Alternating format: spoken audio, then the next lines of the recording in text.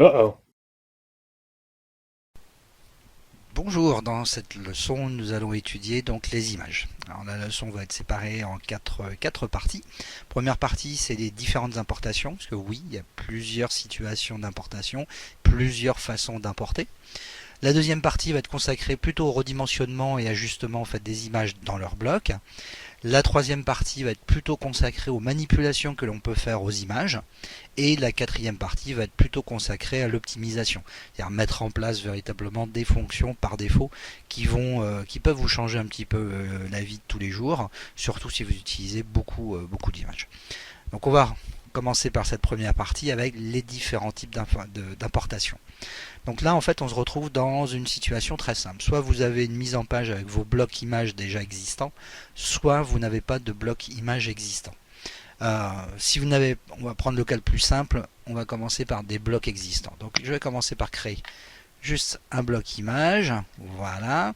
Alors ce que j'aime bien c'est avoir des valeurs absolues pour travailler. Bon, voilà qui est fait. Donc je vais sélectionner en fait mon bloc et je vais aller dans le menu fichier et importer. Je choisis une image et je l'ouvre. Donc vous voyez l'image en fait s'importe bien dans le bloc, il n'y a pas de souci. Par contre l'image en valeur par défaut dans InDesign toujours, l'image reste à sa taille d'origine. C'est-à-dire que là, vous voyez, là c'est mon bloc qui est sélectionné. Si je fais un double clic dessus, c'est l'image. Donc là, il faut bien distinguer en fait les deux éléments, c'est-à-dire le contenu, l'image, du contenant, le bloc. C'est important parce qu'on n'a pas les mêmes paramètres en fait à appliquer à l'un ou à l'autre. Donc voilà. Mais on y reviendra sur le redimensionnement dans la seconde partie. Donc l'autre possibilité en importation, vous n'avez pas de bloc existant. Donc là, vous allez directement fichier importer. Donc je vais reprendre la même image et je fais ouvrir. Et là, deux situations, deux possibilités s'offrent à nous. Si je fais juste un clic, la taille de mon bloc, donc de mon contenant, va s'adapter à la taille de mon image, mon contenu. Donc mon image va être à 100%, mon bloc va donc s'adapter sur la largeur et sur la hauteur. Je vais revenir en arrière. Deuxième possibilité, je fais un cliquer-glisser pour générer mon bloc image. Voilà. Là, en fait, vous allez voir, quand vous créez votre bloc, en fait, vous allez vous sentir une contrainte largeur-hauteur. Et cette contrainte largeur-hauteur, en fait, dépend uniquement des proportions de l'image que vous y importez. Là, pour le coup, en fait, votre image s'adapte à la taille de votre bloc. Donc voilà je dirais les différentes façons d'importer de façon très basique une seule image.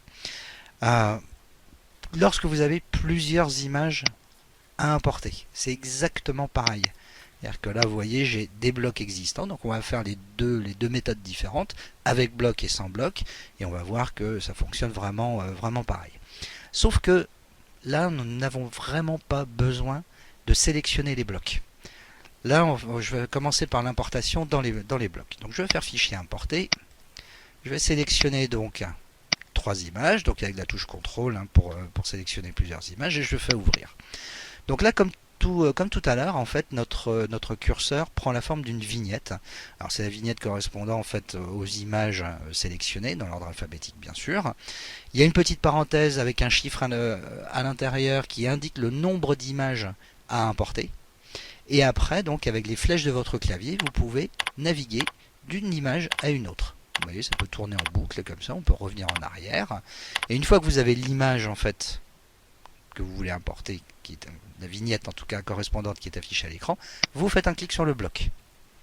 Vous voyez, c'est pas compliqué, et l'image va s'importer directement dans le bloc. Alors c'est exactement pareil lorsque vous importez plusieurs images, mais sans bloc de créer. Hop, je prends les trois, je fais ouvrir, et c'est comme tout à l'heure. Si je fais un clic, la taille de mon objet s'adapte à la taille de mon image. Donc là, je vais revenir en arrière. Ou alors, voilà, je vais faire un clic et glisser, et mon bloc va donc s'adapter aux proportions de mon image, et mon image va s'adapter à la taille de mon bloc. Voilà, tout simplement. Donc c'est pas très compliqué sur l'importation. Il y a vraiment normalement il ne devrait pas y avoir de soucis particuliers. C'est vrai que connaître ces petites options sont plutôt pratiques. Alors il y a des situations un petit peu particulières. Ici par exemple j'ai deux blocs texte. Ici bon il y a un bloc texte. Alors, vous voyez je peux mettre du texte, il n'y a pas de souci, je vais faire un nouveau paragraphe. Et ici, j'ai donc un tableau. Voilà, vous voyez, avec des cellules, il n'y a pas de souci. Hop, vous voyez, il n'y a vraiment pas de problème. Donc là, en fait, je peux importer une image dans un bloc texte directement. Donc il va faire ce qu'on appelle un bloc ancré, où il va être imbriqué dans un bloc texte, et il va avoir vraiment des particularités. Donc là, vous cliquez dans un bloc texte, vous insérez un point d'insertion pour indiquer l'emplacement où vous voulez importer votre image, puis vous faites fichier importé, comme tout à l'heure. Il n'y a vraiment aucun souci là-dessus. Je prends une image et voilà. Alors l'image, évidemment, ça importe. Ici, si je vais dans la cellule de mon tableau, je refais la même chose. Voilà. Donc il n'y a pas de problème. Notre image, elle est bien là. Si je clique dessus, vous voyez, je peux la sélectionner. Il n'y a pas de souci. Par contre, elle ne peut pas se déplacer aussi facilement que les autres. C'est-à-dire que je ne peux pas faire un clic et glisser. Vous voyez, je ne peux pas prendre mon image. Je peux agrandir le bloc. Ça, il n'y a pas de souci. Mais par contre, je ne peux pas vraiment déplacer. Alors, je peux déplacer mon image, bien sûr, mais le contenu. Mais le contenant, par contre, vous voyez, il est un petit peu bloqué. Alors, c'est parce que, en fait, notre bloc, cette fois-ci, il faut le sélectionner avec l'outil texte. Parce qu'il là, il est considéré, en fait, comme un paragraphe à part entière. C'est-à-dire que je peux le sélectionner, changer son alignement. Donc, ça va être que des attributs de paragraphe. Mettre un espace avant, par exemple, ou un espace après, marge de gauche, marge de droite, etc., etc. Donc là, en fait, il va être vraiment considéré comme un paragraphe et vous ne pourrez pas appliquer en fait vraiment tous les attributs d'objet que l'on peut habituellement. Mais par contre, vous pouvez véritablement le travailler comme un paragraphe avec des attributs de paragraphe, ce qui implique évidemment ou sous-entend que vous pouvez exploiter bien entendu les styles de paragraphe sur ce style d'objet. Voilà. Voilà pour ce qui est en fait de la partie importation et les différentes je dirais, variantes et solutions et situations dans lesquelles vous pouvez vous trouver. Après, il faut évidemment prendre la solution la plus adaptée selon vos besoins, bien entendu. Alors, en termes d'e-book, par exemple, ce qui est très très utilisé, c'est des blocs ancrés. Ça, c'est clair que c'est plutôt très pratique. Sur des petits pictos ou des choses comme ça peut être aussi très bien. Même au sein d'un tableau, si vous faites un listing quelconque, c'est vrai que ça peut être quand même très très très pratique de pouvoir imbriquer ça, parce que ça va bouger en même temps que votre texte. Ouais, si je bouge mon objet image va évidemment se déplacer en même temps. Voilà. Et puis donc, hop là. On va pouvoir donc attaquer la deuxième partie, c'est-à-dire tout ce qui est redimensionnement, parce qu'évidemment, les valeurs par défaut ne sont pas terribles, mais nous changerons les valeurs par défaut dans la quatrième partie. Donc dans cette deuxième partie, nous allons étudier donc le redimensionnement des images, donc le contenu, par rapport au bloc, le contenant. Donc on a vu en fait que dès que l'on importe en valeur par défaut, l'image se met donc à 100%, c'est-à-dire sa taille d'origine. Bon. Pour redimensionner en fait juste l'image et pas le bloc, il suffit de sélectionner l'image. Vous pouvez prendre en fait, vous voyez ici le coin de l'image, et ensuite en maintenant la touche majuscule, vous réduisez l'image. Alors, il vaut mieux le réduire parce qu'en fait, tout ça va changer véritablement la résolution de l'écran, de l'image. Vous voyez ici, dans la palette lien, on a donc les PPP réels, c'est-à-dire la résolution initiale de l'image, et après réduction, on a les PPP effectifs, donc les points par pouce de l'image avec sa réduction. Et là, on monte tout de suite à 270, qui est évidemment largement suffisant. Donc ça, c'est important à savoir, parce que les redimensionnements de l'image modifient en fait la résolution de l'image. Ça, c'est quand même une information très, très importante. L'autre possibilité, donc, si je sélectionne toujours mon image, vous avez en fait la possibilité d'appliquer ou de modifier en fait la valeur ici, dans la barre d'options. Vous voyez ici, elle est à 100%. Si je la mets par exemple à 50, alors comme il y a la petite chaîne ici, ça va également le faire sur la hauteur de l'image. Donc après, vous n'avez plus qu'à changer le positionnement et ajuster selon vos besoins, bien entendu. Donc ça, c'est vraiment pour les manipulations purement manuelles. Si on peut automatiser ça, évidemment, ça va être beaucoup plus intéressant. Donc on va voir maintenant qu'il y a 4 options d'ajustement. On va voir que c'est pas toujours évident, pas toujours pratique à exploiter. Donc ici j'ai modifié exprès en fait la hauteur du bloc pour avoir des proportions un petit peu plus panoramiques. Donc je sélectionne l'image, je vais dans le menu objet et j'ai mes options d'ajustement ici. Donc on va commencer par la pire, comme ça au moins ce sera fait. Vous avez donc ajusté le contenu au bloc. Donc le contenu c'est l'image qui va s'ajuster au bloc. Donc en fait le bloc va être rempli sur la largeur et la hauteur, mais par contre l'image va perdre ici ses proportions. Vous voyez, si je sélectionne mon image, j'ai deux proportions en fait complètement différentes pour la largeur et la hauteur. Donc quand vous êtes dans des cas comme ça, c'est très simple. Vous mettez une valeur à l'un ou l'autre, vous tapez entrée, et comme il y a toujours la petite chaîne, il va remettre ça en proportion. Donc c'est jamais perdu, hein, ne vous inquiétez pas, mais c'est vrai que ça peut être évidemment plutôt pénalisant. Alors sur un sémaphore, c'est moins problématique que sur un trombinoscope par exemple. Donc ensuite, menu objet, ajustement, vous avez donc la possibilité d'ajuster le bloc au contenu, c'est-à-dire que là il va faire l'inverse. Le bloc va s'adapter à la largeur et la hauteur de l'image. Donc le contenant va s'adapter au contenu. Voilà, donc c'est important. Et ensuite, hein, je vais revenir un petit peu en arrière. Voilà, non, encore un petit peu. Voilà, allez, je vais modifier sa hauteur ici, parfait.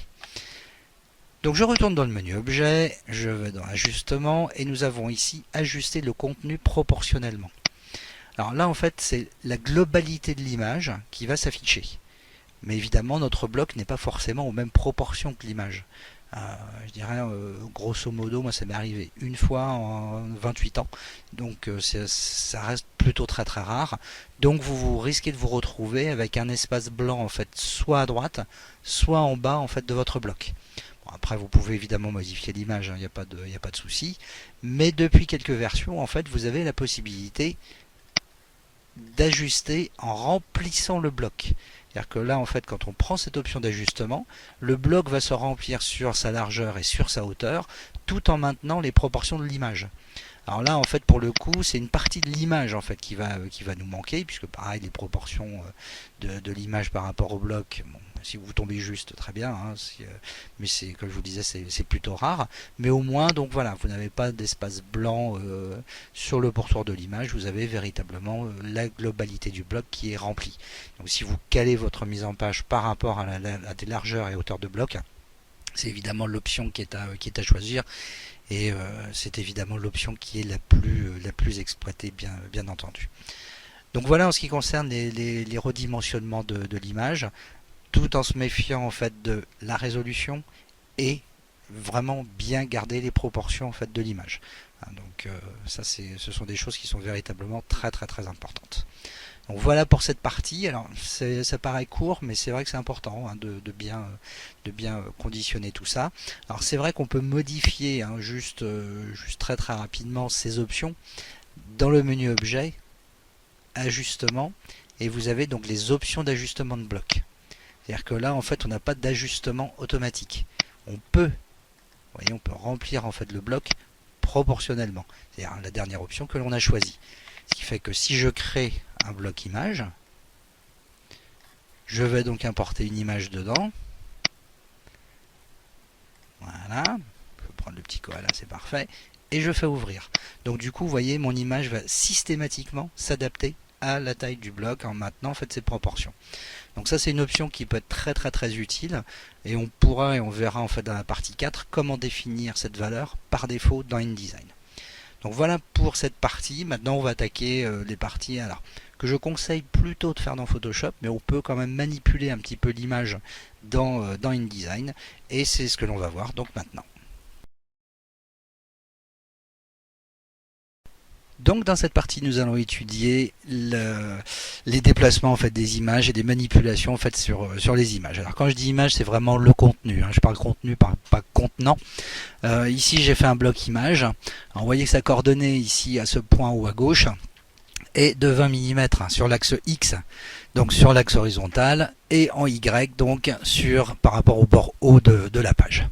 Donc je vais importer une image ici. Voilà. Tac, allez hop, je vais prendre celle-ci, et voilà. Bon. Donc pour l'instant rien n'a changé, la valeur de l'image est évidemment toujours en valeur par défaut, donc l'image se met à 100% de sa taille bien entendu dans le bloc. Alors cette fois-ci je ne vais pas sélectionner le bloc mais je vais sélectionner l'image. Et on voit maintenant qu'au niveau de la coordonnée Y, j'ai en X 0 et en Y 0. Ça veut dire que le coin en haut à gauche de mon image se cale en fait sur le coin en haut à gauche de mon bloc. D'accord?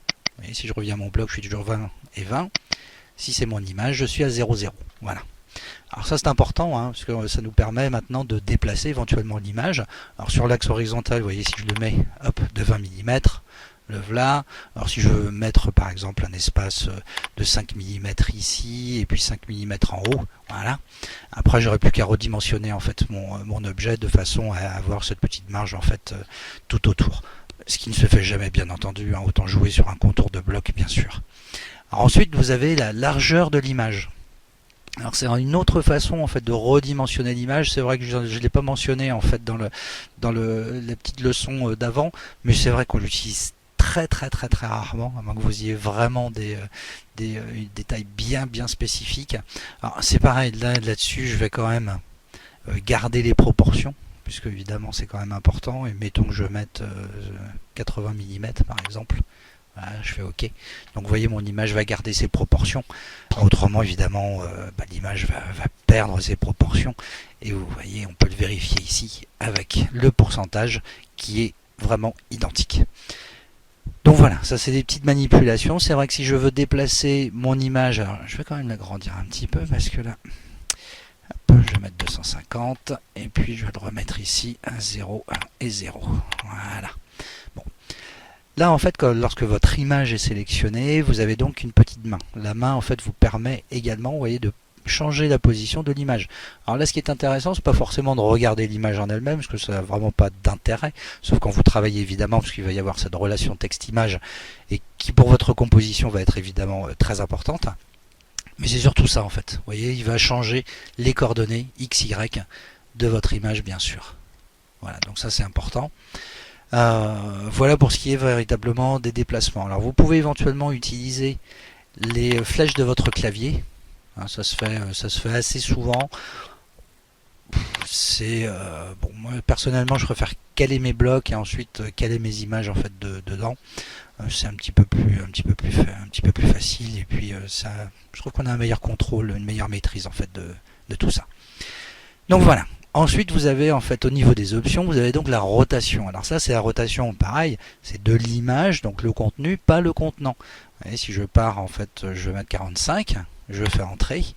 Donc voilà, ça se fait toujours par rapport au point qui est sélectionné ici, vous voyez, voilà. Si je le fais par rapport au centre, je vais revenir en arrière, et je vais faire par rapport au centre, et je vais lui remettre 45 degrés, hop. Alors tout ce qui est valeur en fait positive, ça va se faire dans le sens inverse des aiguilles d'une montre. D'accord? Ça c'est important à savoir en tout cas, parce que c'est vrai qu'on peut avoir quelques petites surprises. Et autrement, si vous mettez une valeur négative, je vais mettre moins 45, hop, et il va se mettre en fait véritablement dans le sens des aiguilles d'une montre et toujours par rapport au centre de l'image ici. Voilà. Donc je vais revenir encore en arrière, voilà. Je vais garder ça.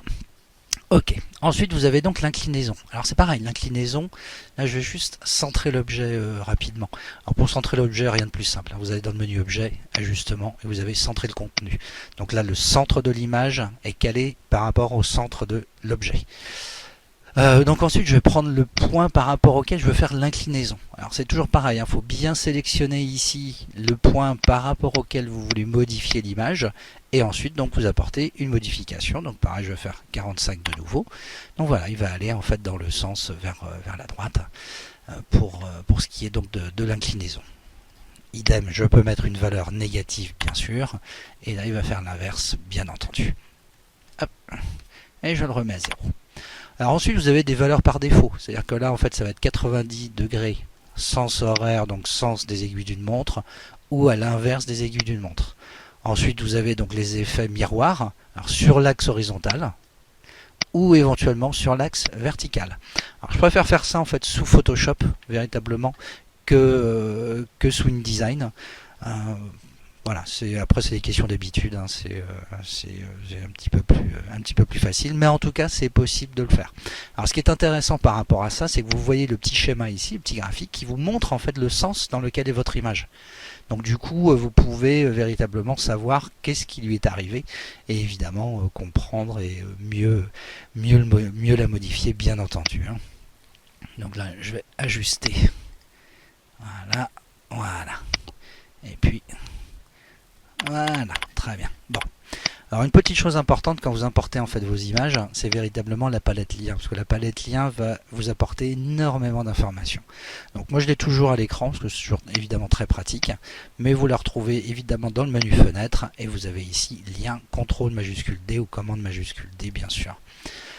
Donc voilà, là vous avez la liste des images en fait qui ont été importées. Donc ça c'est déjà une chose intéressante, parce que ça vous permet de voir en fait les images qui ont été importées, et puis surtout d'y accéder. Vous voyez tout de suite. Hop, hop, là en fait le numéro de page est interactif, hein, on peut cliquer dessus et accéder directement en fait à l'image que vous voulez, à laquelle vous voulez accéder. Alors ce qui est intéressant, c'est des informations sur le lien, parce qu'on nous parle souvent de 300 dpi, de 72 dpi, etc., etc.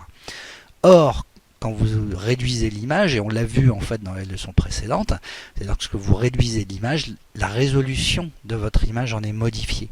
C'est-à-dire qu'une 72 dpi en fait peut être une très bonne image à utiliser pour du print, même si on nous dit c'est du 300 dpi, etc. Au pire, la résolution de l'écran de l'image doit être au moins égale à la linéature d'impression. Donc généralement on est sur 150 hein, pour de la plaquette, 100 pour de la PQR, on peut descendre bien en deçà en fait lorsque vous travaillez du cartonnage par exemple. Là on arrive sur des résolutions qui sont bien inférieures, ou éventuellement sur des tramages bien supérieurs, où là votre image évidemment doit être de résolution supérieure. De toute façon votre image après va être rééchantillonnée au niveau du PDF, et va également être reprise au niveau du flux, hein, lorsque vous le passez dans le flux en termes d'impression. Enfin, ça c'est le travail des imprimeurs. Donc du coup, en fait, vous voyez, ici on a retrouve le nom de l'image bien sûr, le format, bon le JPEG je suis pas super fan, mais bon c'est pas très grave, le mode colorimétrique RVB, bon selon certains chromistes en tout cas qui travaillent chez Heidelberg, c'est préférable de travailler initialement en RVB, parce que de toute façon au niveau du flux c'est pareil, ça va être reconverti en fait en CMJN par rapport à des courbes en fait liées au système d'impression. Ensuite on a le poids du fichier, on a le profil éventuellement qui est rattaché, et nous avons donc les PPP réels qui correspondent à la résolution de l'image initiale, mais après réduction, donc sa résolution ici a monté. On est au-delà de 150, donc ça va le faire, il n'y a pas de souci. Ensuite donc le redimensionnement, les dimensions de l'image par contre, donc 1024-768, l'auteur, enfin après on a des métadonnées en fait liées à l'image bien entendu, le chemin, puisqu'en fait une image importée dans InDesign n'est pas une image qui est dans InDesign, c'est vraiment un lien qu'il y a entre le fichier InDesign et un fichier externe. Je dirais ça s'apparente vraiment à une création de page web où la page en fait n'inclut pas l'image, mais c'est un lien qui amène vers l'image. Ensuite, on a d'autres métadonnées, hein, donc la mise à l'échelle à 44%, il n'y a pas de transparence et la date de création du fichier. Alors, ce qui est intéressant également par rapport à cette palette, c'est le fait de pouvoir modifier en fait l'image, puisque c'est un fichier externe, on peut en fait le modifier. Donc là, en fait, lorsque vous sélectionnez une image, je me dis voilà, cette image-ci, je veux changer sa couleur, ou je veux en faire un négatif, ou je veux le mettre en noir et blanc. Donc là, en fait, vous sélectionnez l'image, et depuis la palette lien, vous voyez un petit crayon ici, vous voyez, et vous cliquez dessus. Donc là, en fait, il va ouvrir le logiciel d'édition. En l'occurrence, il va ouvrir en fait Photoshop. Alors, il va falloir que je redimensionne un petit peu mon écran rapidement.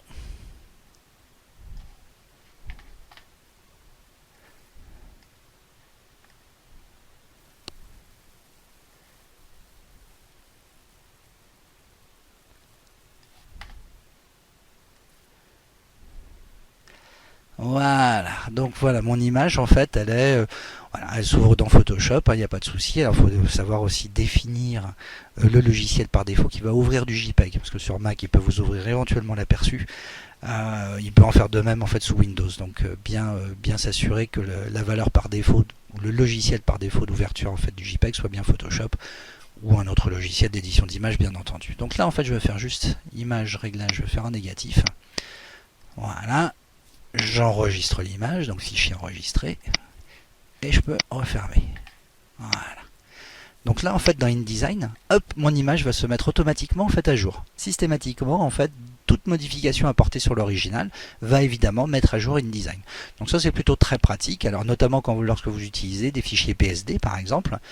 Ouais, je vais importer un fichier PSD ou Illustrator, peu importe. Voilà, ici j'ai un PSD. Alors, vous voyez, si j'affiche les options d'importation, je peux en fait visualiser ici au niveau de l'onglet les calques. C'est-à-dire, vous voyez, j'ai deux calques, enfin j'ai deux calques de réglage en fait et un calque image. Alors là, je vais importer l'image une première fois. Voilà. Je vais la réimporter une seconde fois, toujours avec les options d'importation. Cette fois-ci, vous voyez, je vais activer tous les calques et je vais donc la réimporter. Donc c'est deux fois la même image, mais pas avec les mêmes calques en fait d'afficher. Alors là, je peux les modifier, c'est pareil. Hein. Si j'affiche la palette lien, vous voyez, si je sélectionne mon image, hop, dans la palette lien, elle va se sélectionner directement. Et là, hop, si je fais éditer l'original, donc Photoshop se rouvre bien entendu, mais il va m'ouvrir mon image où je retrouve en fait mes calques. Ce qui fait que je peux le modifier. Je vais modifier par exemple les niveaux. Je vais assombrir un peu plus, ou même beaucoup plus, comme ça vous verrez mieux. Je fais fichier enregistré, blablabla, je peux le refermer, ou je peux passer en fait à InDesign, ça peu importe. Ok. Et hop, vous voyez en temps réel, en fait, mon image va être modifiée très très rapidement. Donc ça offre une souplesse en fait en termes de modification, c'est vraiment très pratique, bien sûr. Donc voilà pour cette palette lien. Après, on peut rééditer hein, un chaînage de liens, par exemple. Vous voyez ici, j'ai une petite chaîne. Si je clique ici, donc je sélectionne une image bien sûr, hein, puis je vais dire, je vais prendre celle-ci. Et voilà, il va la remplacer. L'autre façon de remplacer une image encore plus, je dirais de façon encore plus rapide, je sélectionne mon image et je fais fichier importer. Je ne peux importer qu'une seule image par bloc. Autant je peux mettre autant de texte que je veux dans un bloc texte. Dans un bloc image, vous ne pourrez mettre qu'une seule image, bien sûr. Et du coup, elles ont été remplacées directement dans la palette lien, bien sûr. Donc voilà en ce qui concerne la petite chaîne ici. Après, vous avez donc atteindre un lien. Je vais prendre ça, par exemple, je vais prendre imbrication. Voilà. Et je clique ici. Donc il va en fait, il va m'afficher directement à l'écran.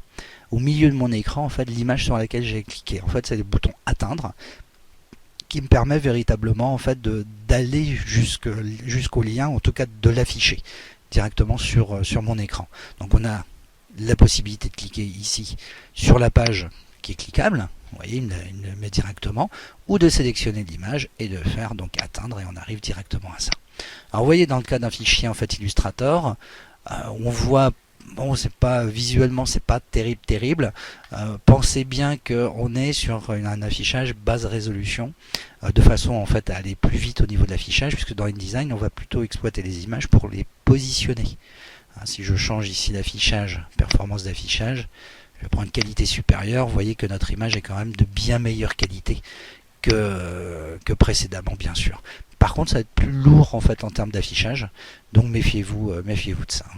Affichage, je vais revenir. Affichage standard, voilà. Après, c'est une question d'habitude, ça va tout seul. Donc voilà en ce qui concerne les manipulations sur les images.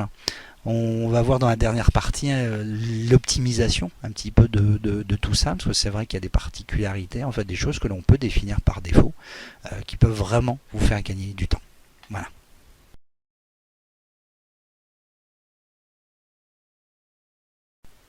Donc nous avons vu dans les leçons précédentes en fait comment importer des images, comment les ajuster au bloc, etc. etc. Alors c'est bien quand on a 2, 3, 4 images éventuellement, ça peut être amusant.